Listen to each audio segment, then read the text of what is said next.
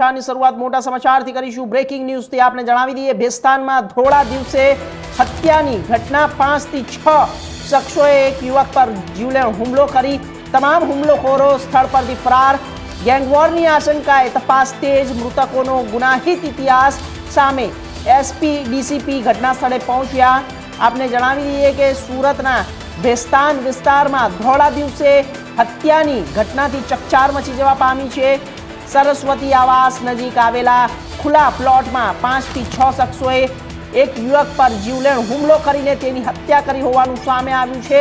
ઘટના બાદ તમામ હુમલાખોરો સ્થળ પરથી ફરાર થઈ ગયા હતા અને બનાવની જાણ થતાં સ્થાનિક પોલીસ ઉપરાંત એસપી અને ડીએસપી જ્યારે ડીસીપી કક્ષાના અધિકારીઓ ઘટના સ્થળે પહોંચ્યા અને તપાસનો ધમધમાટ શરૂ કર્યો। પ્રાથમિક તપાસમાં મૃતકોનો ગુનાહિત ઇતિહાસ હોવાનું તેમજ એક ગેંગ સાથે સંકળાયેલા હોવાની માહિતી સામે આવી છે। પોલીસને અંગત અદાવતના કારણે હત્યા થઈ હોવાનું આશંકા છે।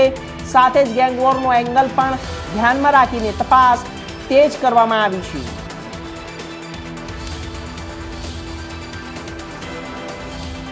તો ભેસ્તાનમાં ધોળા દિવસે હત્યાની ઘટના બની છે। 5 થી 6 શખ્સોએ એક યુવક પર જીવલેણ હુમલો કર્યો છે। બ્રેકિંગ ન્યૂઝ છે, મોટા સમાચાર છે, સીધા દ્રશ્યો આપને બતાવી રહ્યા છે અને આ સાથે જ ડીસીપી પોલીસ અને તમામ પોલીસ જે સ્ટાફ છે તે ઘટના સ્થળે પહોંચી ગયો છે।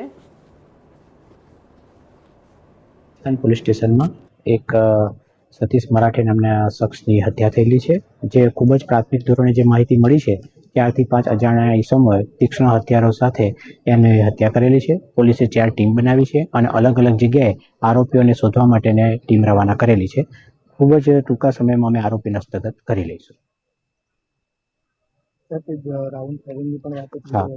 અત્યારે ફાયરિંગની કોઈ ઘટના કોઈ પુરાવો કોઈ ઘટના અમારા ધ્યાને આવી નથી, છતાં પણ તપાસ અમે ચાલુ રાખી છે। અત્યારે હત્યા છે ફક્ત તીક્ષ્ણ હથિયારથી થયેલી છે। મરણ જનાર છે એ પણ કોઈ આરોપ?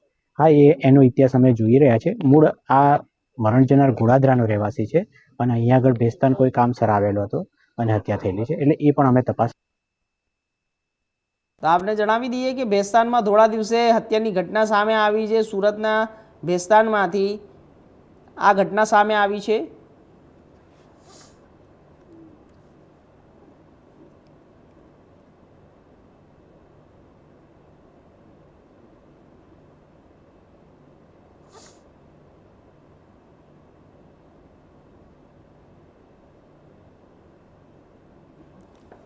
તો આ વિષય ઉપર વધુ માહિતી માટે અમારા સંવાદદાતા સુરતથી જોડાઈ ગયા છે, તો તમામ માહિતી મેળવીશું। અત્યારે હાલ રવિ, શું પરિસ્થિતિ સામે આવી રહી છે જ્યારે આવારા તત્વો, આ અસામાજિક તત્વો જ્યારે આવા પ્રકારનું કૃત્ય કરે છે અને એક વ્યક્તિનું તેની અંદર મોત થયું છે, તમામ હુમલાખોરોને સ્થળ પરથી ફરાર થઈ ગયા છે, આગળની શું કાર્યવાહી છે? કારણ કે જ્યારે આવી ઘટના બને છે અને આવા લોકો જ્યારે આવારા તત્વો ખુલ્લેઆમ આતંક મચાવી રહ્યા છે, જ્યારે કાયદાનો કોઈ ડર જ ના હોય, એવા પ્રકારનું કાર્ય છે। રવિ જી હા, જણાવી દે કે અત્યારે સુરતમાં ગેંગવોર અત્યારે સક્રિય થયું હોય એવું લાગી રહ્યું છે।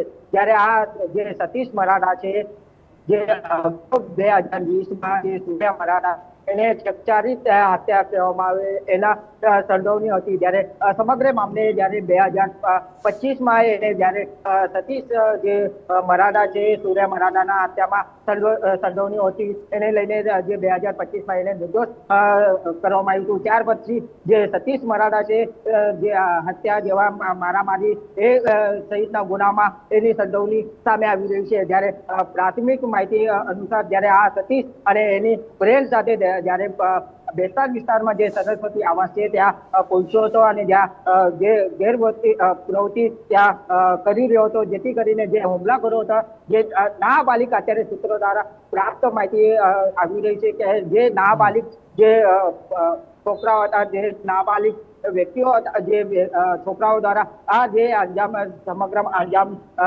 પાર પાડ્યું એવું, જ્યારે હત્યાર દ્વારા જે સતીશ મરાઠા છે એના ઉપર હુમલો કરવામાં આવ્યો હતો, જે એના મોઢા પર, જેના હાથ પર જે ટીચર હત્યા દ્વારા હુમલો કરવામાં આવ્યું હતું, જેથી અત્યારે સુરત શહેરની ક્રાઇમ બ્રાન્ચ અને ભેસ્તાન પોલીસ દ્વારા અત્યારે ટીમો બનાવીને જે હુમલાખોરો છે એમને શોધવાનું અત્યારે કામગીરી હાથ ધરવામાં આવ્યું છે। જ્યારે સંપૂર્ણ વાત કરવામાં આવે તો અત્યારે સુરતમાં ફરીથી ગેંગ વોર સક્રિય થયું હોય એવું લાગી રહ્યું છે, અને જ્યારે આ ગેંગ વોર જે જેલમાંથી બેઠા લોકો દ્વારા કરવામાં આવ્યું હોય આ સૂત્ર દ્વારા પ્રાપ્ત માહિતી આવી રહ્યું છે।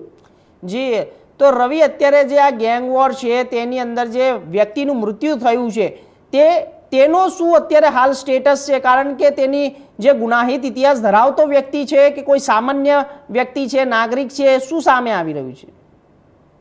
આ જે મરનાર વ્યક્તિ છે સતીશ મરાઠા એ ગુનાહિત ઇતિહાસ ધરાવે છે, જે 2020માં જે સૂર્યા મરાઠા જે ચકચારિત હત્યા થઈ હતી જેનામાં એની સંડોવણી સામેલ હતી, જેથી કરીને એ 2025માં જ્યારે એને નિર્દોષ જાહેર કરીને અત્યારે જે અને મારામારી સહિતના અનેક ગુનાઓ એનામાં બી સંડોવણી હતી, અને જેને ધ્યાનમાં રાખીને અને જે સૂર્યા મરાઠા છે એના સાગરીતો દ્વારા આ હત્યા કરવામાં આવ્યું હોય અને એના સાગરીતો અત્યારે જે જેલમાં છે અને જે જેલમાંથી આ સંપૂર્ણ કાવતરું કરવામાં આવ્યું છે એવું પ્રાથમિક તપાસ સામે આવી રહ્યું છે, સૂત્રો દ્વારા આ પ્રાપ્ત માહિતી થઈ રહી છે।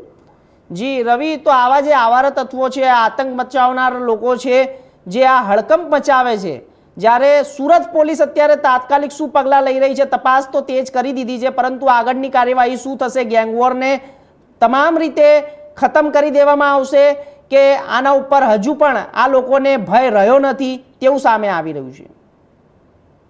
જી હર્ષ, કે સુરત પોલીસ દ્વારા અને ક્રાઇમ બ્રાન્ચ દ્વારા અવારનવાર જ્યારે પેટ્રોલિંગ કરતી હોય આવારા તત્વોને જ્યારે એમને પકડવામાં આવે છે, જે હત્યાધારો છે એમને પકડવામાં આવે છે, એમના પર કાયદેસરની કાર્યવાહી કરવામાં આવે છે। ક્યાંક ને ક્યાંક હવે સુરતમાં જે નશાકારક છે, જે નશાકારક ને વ્યસન કરીને જે નાબાલિગ છોકરાઓ છે, ટાબરિયાઓ છે, આ નાબાલિગ છોકરાઓ વ્યસન કરીને એમના ગેંગ હોય એમને ઇસ્તેમાલ કરીને આવો જે હત્યા હોય અને જે મારામારી ગુનાઓ હોય એમને અંજામ આપતા હોય, આવા નાબાલિગનો સહારો લઈને જ્યારે ગેંગ વોર અત્યારે સક્રિય થયું હોય એવું લાગી રહ્યું છે। જી, ચોક્કસથી રવિ, આપનો ખૂબ ખૂબ આભાર। આપ ગ્રાઉન્ડ ઉપર હતા અને રિપોર્ટ આપ્યો, ધન્યવાદ આપનો। આગળ વાત કરીશું જુનાગઢની। જુનાગઢમાં